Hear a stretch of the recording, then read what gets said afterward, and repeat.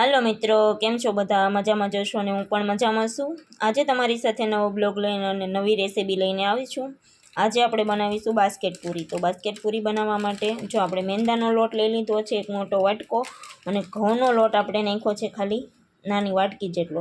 તમારે નાખવો હોય તો નાખી શકો અને કીપ કરવો હોય તો કરી શકો છો। ખાલી મેંદાના લોટમાંથી પણ બને છે અને આપણે સાથે ઘઉંનો લોટ નાખીને બનાવીએ તો પણ બને છે। હવે આમાં આપણે લઈ લઈશું સ્વાદ પ્રમાણે મીઠું।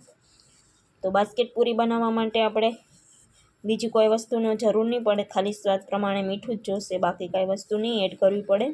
તો આપણે મીઠું એડ કરી દીધું છે। હવે મોણ માટે આપણે લઈ લઈશું ગરમ તેલ।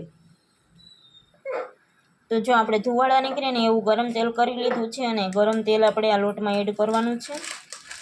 તો હાલો હવે ગરમ તેલ એડ કરી દઈએ। તો જો આપણે હવે ગરમ તેલ એડ કરી દઈએ આમાં।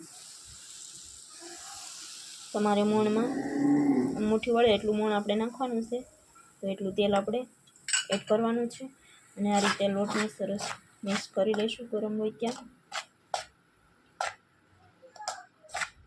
ગરમ હોય એટલે હાથ નાખવામાં તમે ધ્યાન રાખજો, ચમચીથી મદદથી લોટને મિક્સ કરજો થોડી વાર માટે, પછી ઠંડુ પડી જાય ત્યાર પછી આપણે હાથેથી મિક્સ કરી લઈશું સરસ।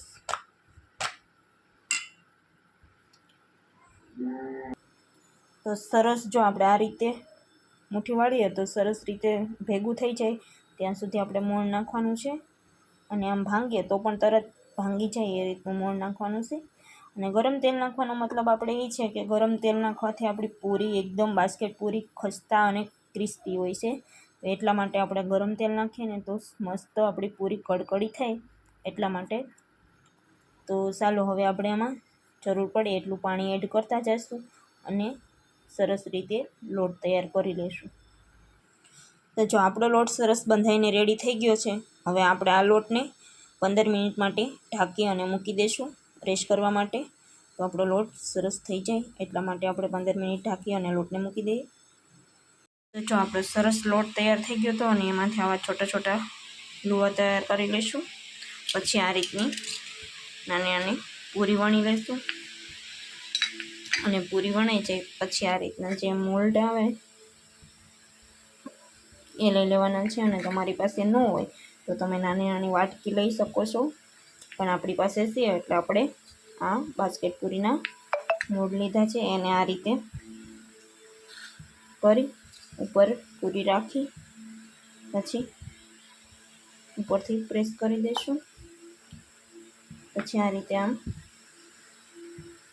તોડી લેવાનું છે અંદરની સાઈડથી આ રીતે।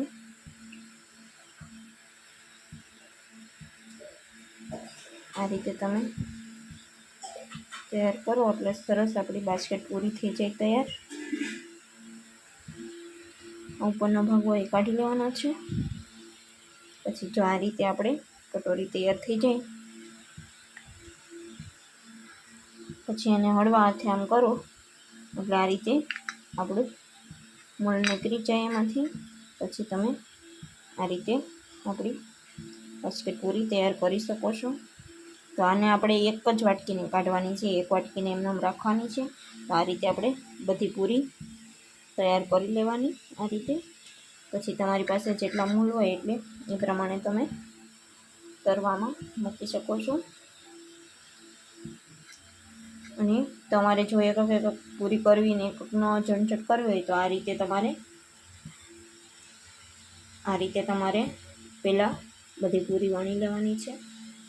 પૂરી વણાઈ જાય પછી આ રીતે આ મૂળ ઉપર મૂકતું જવાનું અને આ રીતે બનાવતું જવાનું। તો આપણે જો તેલ ગરમ થવા મૂકી દીધું છે, તેલમાં આપણે પહેલાં નાસ્તો તરેલો છે એટલે તેલમાં થોડુંક તમને દેખાતું હોય છે લાલ જેવું। હવે તેલ આપણું આવ્યું છે કે નહીં એ જોવા માટે થોડું લોટનો ટુકડો એડ કરશું। તો આપણું તેલ સરસ આવી ગયું છે, આપણે ગેસ ધીમો કરી દઈશું, સાવ સ્લો ગેસ પર તરવાની છે આ પૂરીને। તો આ રીતે પૂરી તરવા મૂકી દઈશું, આ રીતે ડુબાડી દેવાની છે, તમે જોઈ શકો છો।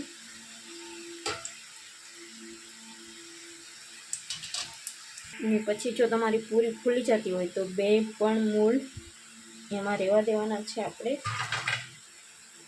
તો તમે જોઈ શકો છો આપણે 2 વાટકી રહેવા દીધી છે ને, તો પણ છતાં આપણે પૂરી છે જાડી લાગે છે ને એટલે ફૂલી જાય છે.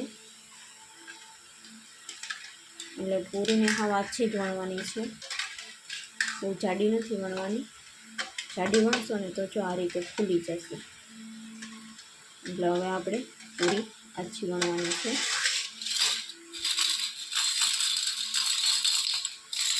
આ રીતે આને તેલની બહાર કાઢી લઈશું.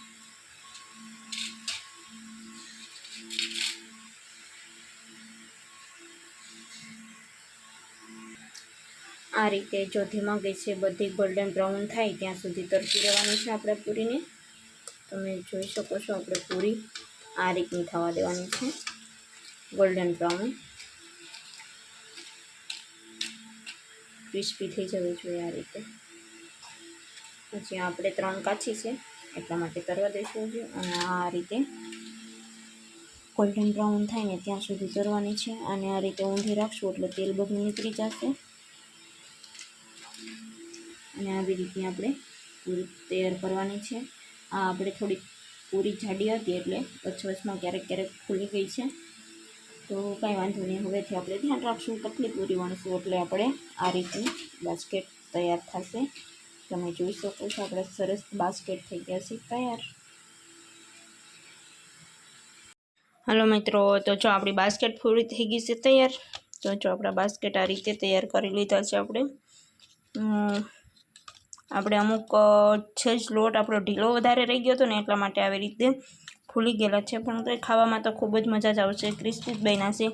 આ રીતે તમે તોડો તો તરત તૂટી જ જાય છે, ફૂલ ક્રિસ્પી જ બન્યા છે, એમાં કંઈ વાંધો છે નહીં. આપણે હવે આને આપણે આ તેલ દેખાય છે ને થોડું થોડું એ સૂકવા માટે આપણે જે ઓલું પેપર આવે છે ને પેપરમાંથી બધી પૂરીને આપણે આ રીતે આમ ઊંધી કરી અને મૂકી દઈશું, બધી ગોઠવી દઈશું એટલે આપણું તેલ એકજૂટ થઈ જશે. જો આપણે બાસ્કેટ બનાવતા થાકી ગયા ને તો સેલે આપણે આ રીતે પૂરી કરી નાખી છે. આ પૂરીને પણ તમે સ્ટોર કરી અને મૂકી દો ને તો તમારે ગમે ત્યારે શાટપૂરી ખાવાનું મન થાય ને તો ખાઈ શકો છો.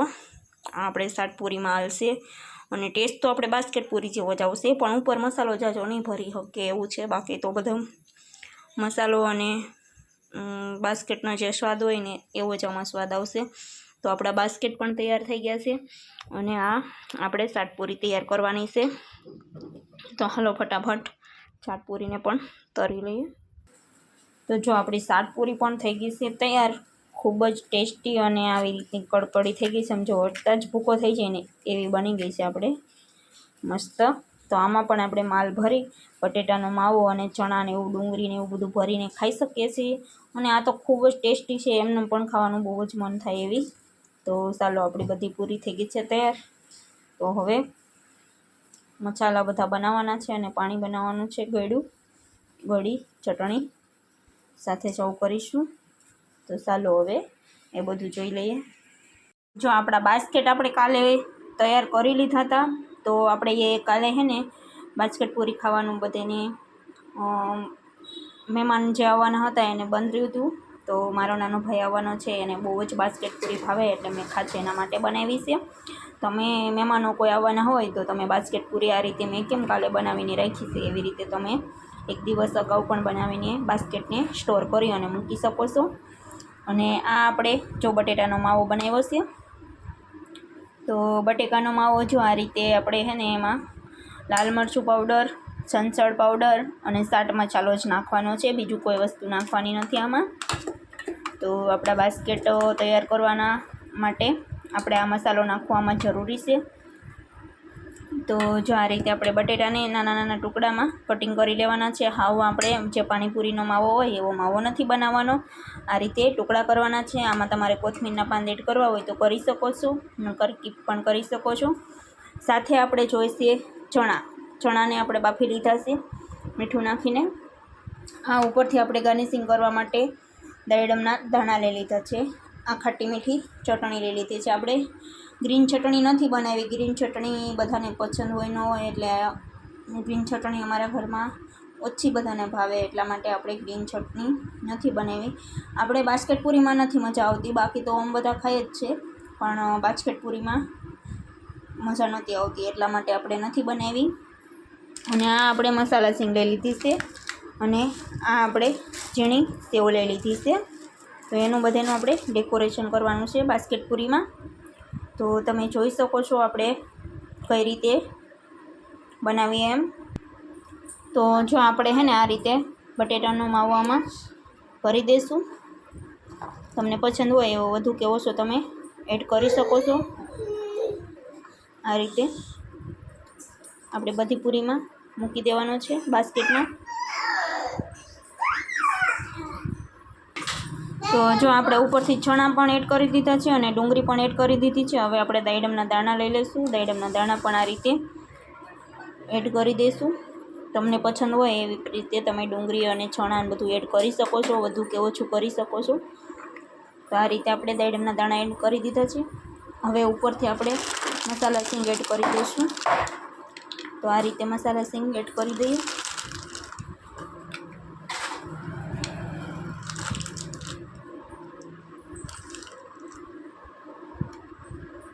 આ રીતે આપણે મસાલા સિંગ પણ એડ કરી દીધી છે. હવે ઉપરથી આપણે આ મીઠી ચટણી એડ કરવાની છે. તો આપણે મીઠી ચટણી એડ કરી દઈએ આ રીતે.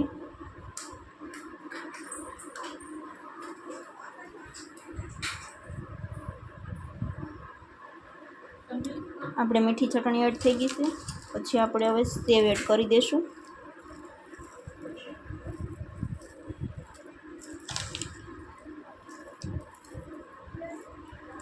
આપણે સેવ એડ થઈ જાય પછી આપણે ઉપરથી દહીં એડ કરવાનું છે. જો આપણે દહીં એડ કરી દીધું છે. હવે ઉપરથી જ્યાં ચાટ મસાલો આપણે બનાવ્યો છે ને એ ચાટ મસાલો એડ કરવાનો છે. આમાં આપણે હંચર પાવડર લીધો છે, થોડુંક સ્વાદ પ્રમાણે મીઠું અને લાલ મરચું, અને ચાટ મસાલો વધારે લેવાનો છે આપણે. અને હવે આને ઉપરથી આ રીતે એડ કરી દઈશું. બાસ્કેટ પૂરીમાં ચાટ મસાલાની જ કિંમત છે અને ચાટ મસાલા વગર બાસ્કેટ પૂરીમાં મજા આવે જ નહીં. એટલા માટે આપણે મસાલો તો ફરજિયાત છે, મસાલા વગર ખાવાની જ ન મજા આવે. તો હાલો, થઈ ગઈ છે આપણી બાસ્કેટ પૂરી કમ્પ્લીટ. તો હાલો બધા બાસ્કેટ પૂરી ખાવા માટે. તો આવા નવા વિડીયો જોવા માટે અમારી ચેનલને સબસ્ક્રાઈબ ન કરેલી હોય તો સબસ્ક્રાઈબ કરી દેજો અને બેલ આઇકન દબાવવાનું ભૂલતા નહીં. અને ફરી મળીએ નવા બ્લોગમાં. ત્યાં સુધી બાય બાય.